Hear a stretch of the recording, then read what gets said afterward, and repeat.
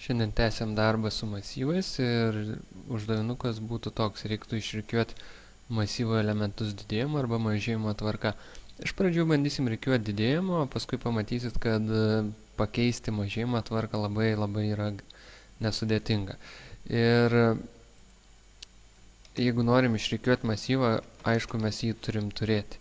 Taigi apsirašysiu masyvą ir šį kartą naudosiu tą aprašymo būdą, kai galime rašyti ir masyvo elementus, tai yra tam tikras reikšmes, ar ne? Ir susirašysiu keletą elementą, tegul bus 5, kad nereiktų daug rašyti, ir mes bandysim jį išrikiuoti.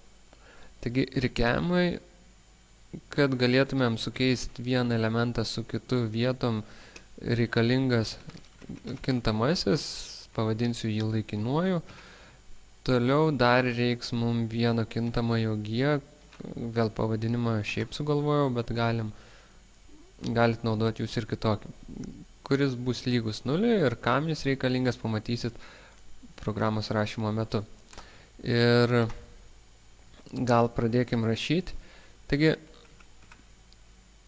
esmė yra tokia, programa tikrins skaičius, pavyzdžiui, pirmą tikrins su antruoju, su trečiuoju ir taip toliau, ir jeigu ras didesnį už 5, juos sukeis vietom.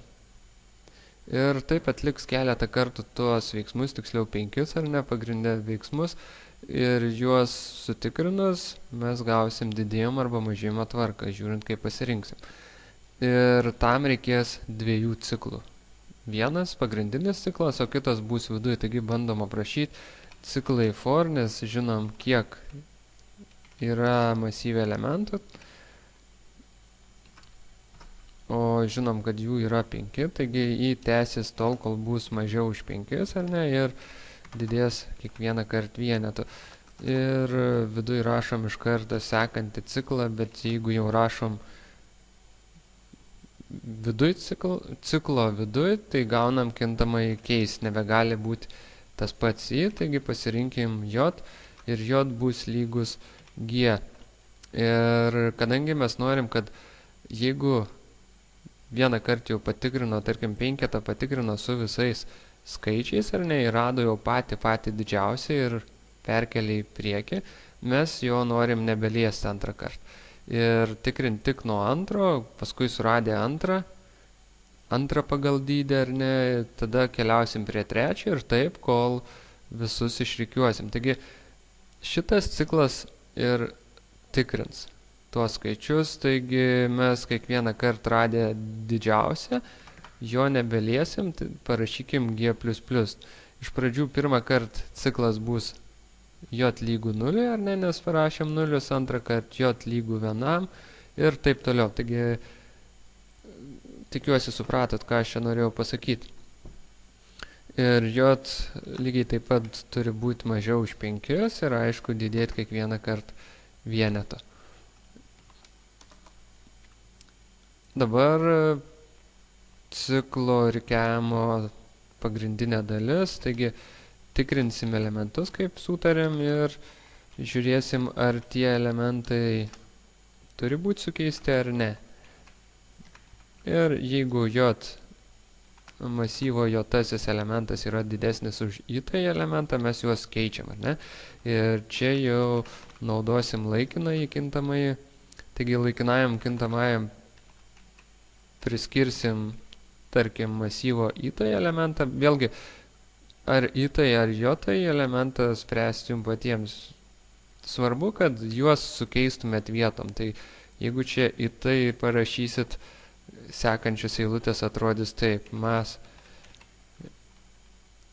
i, taigi masyvo i-tasis elementas bus lygus masyvo j-tajam elementui, o masyvo j-tasis elementas bus lygus laikinajam arba anksčiau buvusiam i-tajam elementui. Jeigu jūs sukeistumėt, čia parašytumėt j, tai visur kitur keistus irgi.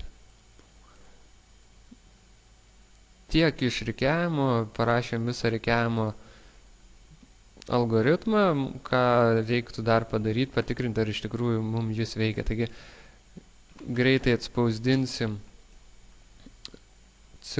tai yra masyvai ir patikrinsim, ar mes viską gerai padarėm. Kadangi jau nebesam cikle, tiksliau už šito ciklo ribų, galim vėl naudoti kintamąjį i ir taip ir padarysim.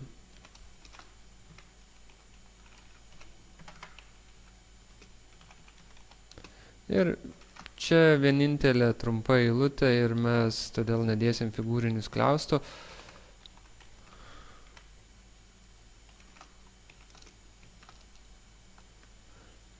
Taigi, patikrinkim, ar viską gerai parašėm. Jeigu taip, turėtų išrikiuoti tai.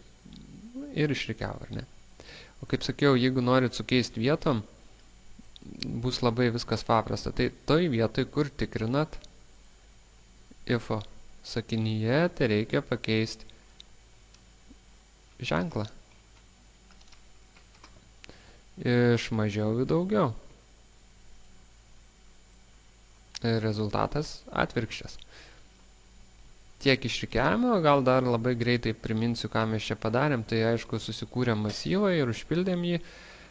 Toliau susikūrėm kintamosius, kurių mums reikia rikiavimo, ir dviejų ciklų pagalba mes tikrinom skirtingus elementus. Vieno ciklo pagalba būtų sunku patikrinti, taigi naudojom du ciklus ir toliau su ifo sakiniu tikrinom vieną masyvo elementą su kitu, ir jeigu matėm būtinybę juos sukeisti šitų trijų eilučių pagalba, tai ir padarėm.